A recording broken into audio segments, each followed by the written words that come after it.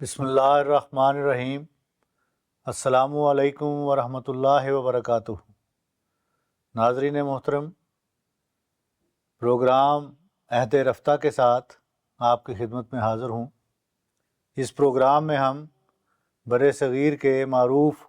حکمرانوں کا ذکر کرتے ہیں۔ آج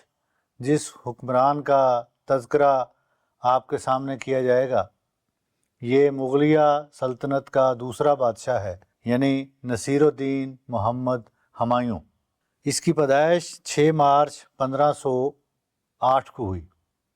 اور یہ مغل بادشاہ ظہیر الدین بابر، جس نے ہندوستان میں مغلیہ سلطنت کی باقاعدہ بنیاد رکھی، اس کا بڑا فرزند تھا۔ اس نے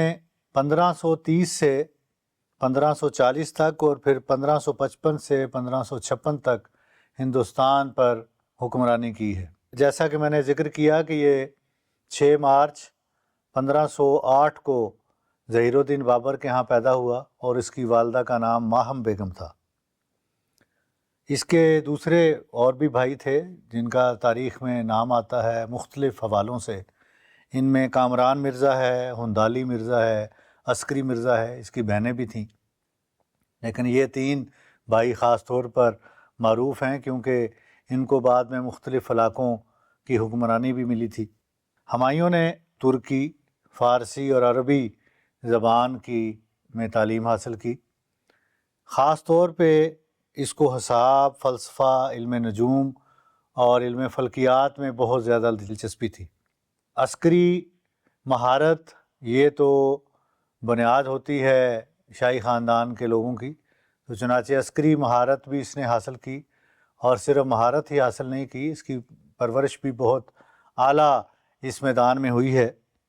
اور صرف 20 سال کی عمر میں اس کو بدخشاں کا گورنر بنا دیا گیا تھا۔ اور پھر جب ظہیر الدین بابر نے ہندوستان پر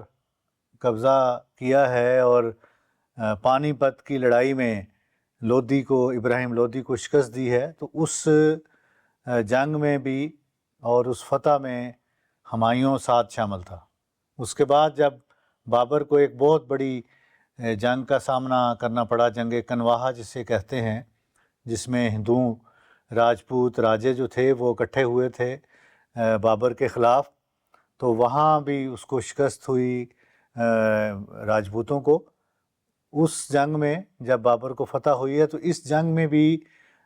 ہمایوں بابر کے ساتھ شریک تھا، تو اس لحاظ سے بابر کی ٹریننگ عسکری میدان میں اور فتوحات میں جو ہے وہ ہو چکی تھی اور اس کا بھی ساتھ کردار شامل تھا۔ جب بابر کی وفات ہوئی ہے تو اس کے بعد نصیر الدین ہمایوں 29 دسمبر 1530 کو تخت نشین ہوا دہلی کی بادشاہت کے لیے، اور بابر نے اپنے امراء کو وصیت کر دی تھی اپنی بیماری کے دوران کہ میرے بعد ہمایوں کو جانشین میں مقرر کرتا ہوں تو اس کی اطاعت کرنا۔ اور ہمایوں کو یہ نصیحت کی تھی بابر نے کہ تم نے اپنے بھائیوں کے ساتھ حسن سلوک کرنا ہے۔ اس وصیت کے بعد جب ہمایوں بابر کے بعد تخت نشین ہوا ہے تو اس کو بہت سی مشکلات کا سامنا کرنا پڑا، لیکن جو نصیحت باپ نے اپنے بھائیوں سے حسن سلوک کرنے کے حوالے سے کی تھی اس پر کاربند رہا ہمایوں، اور یہ اس کی فیاضی اور حسن سلوک اور ہمدردی تھی کہ اس نے اپنے تمام بھائیوں کے ساتھ اور عزیز و اقربا کے ساتھ حسن سلوک کا جو ہے وہ مظاہرہ کیا ہے، اگرچہ اس کا اس کو بہت زیادہ بعد میں نقصان بھی اٹھانا پڑا کئی حوالوں سے۔ ورثے میں جو تخت ملا ہے ہمایوں کو اپنے باپ سے، وہ اس کے لیے پھولوں کی سیج ثابت نہیں ہوا، بلکہ بہت سی مشکلات کا سامنا اسے کرنا پڑا جب اس نے تخت سنبھالا ہے، اور آغاز ہی میں کئی لوگوں نے اس کے خلاف بغاوتیں شروع کر دیں، اور ان بغاوتوں میں صرف مختلف قبائل اور دشمنی پیش نہیں تھے، بلکہ خود جو اس کے اپنے بھائی تھے جن کو اس نے مختلف علاقوں کی حکمرانی دے دی تھی۔ کابل میں کامران مرزا کو اس نے حکمران بنا دیا، ہندالی مرزا کو میوات میں، اور عسکری مرزا کو سنبل کا علاقہ سونپ دیا۔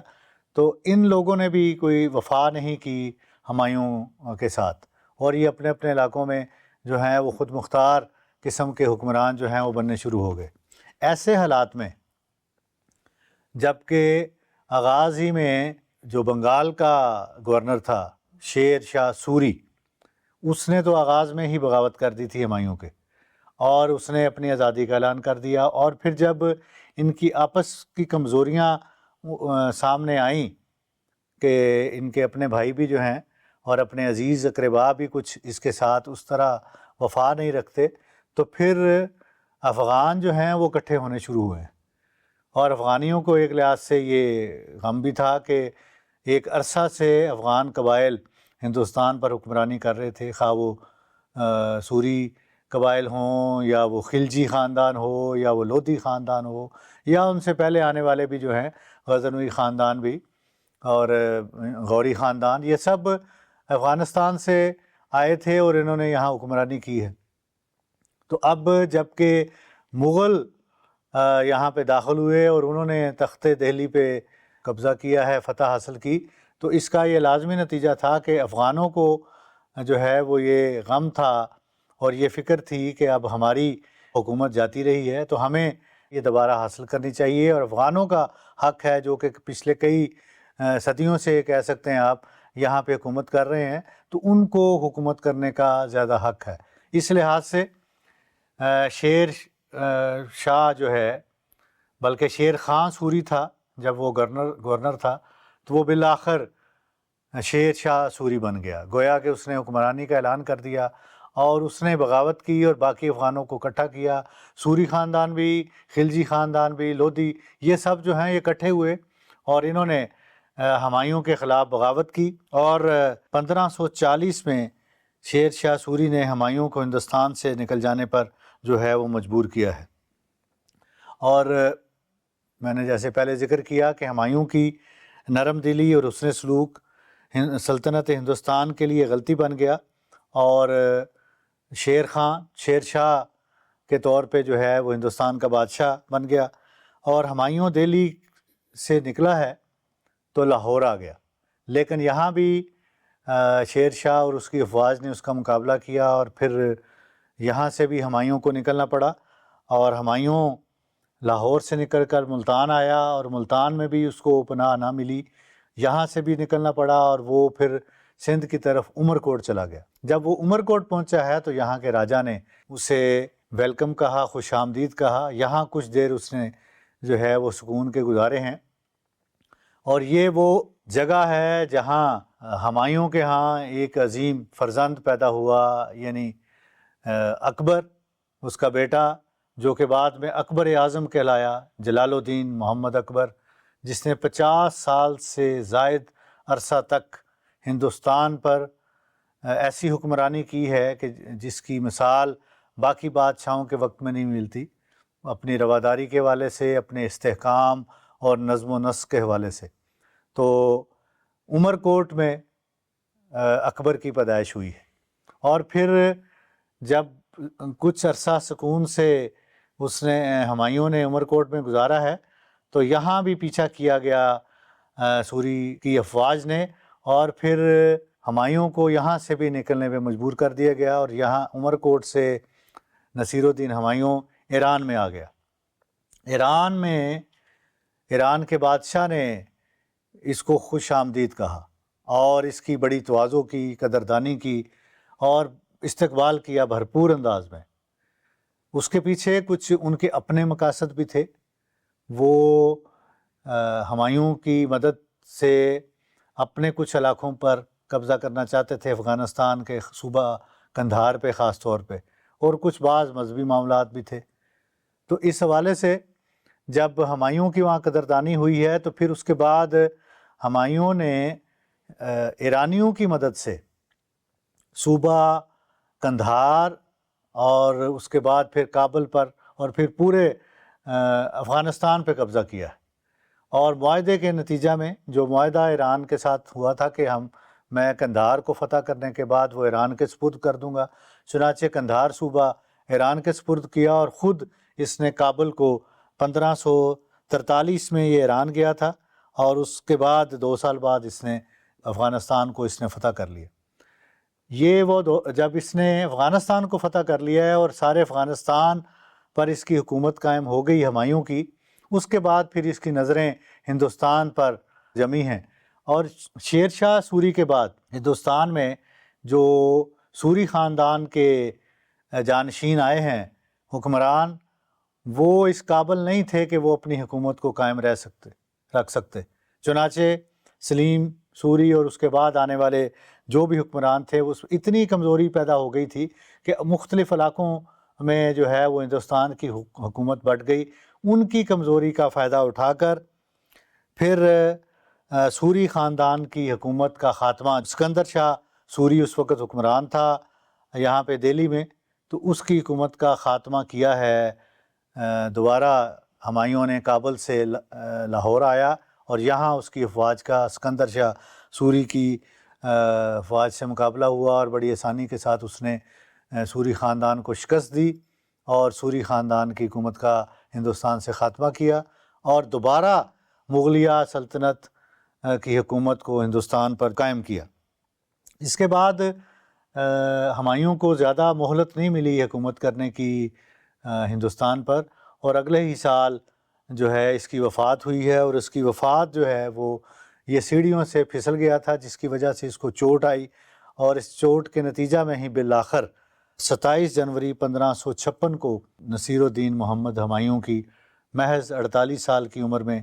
وفات ہوئی۔ اور اس کی وفات کے بعد کہتے ہیں کہ کچھ دن تو اس کی وفات کا اعلان نہیں ہوا مسلطاً، اور پھر 17 دن کے بعد اکبر کو، جو محض ابھی بچہ ہی تھا، اس کو تخت نشین کیا گیا، اور پھر اس کا دور حکومت شروع ہوتا ہے۔ اور یہ تذکرہ تھا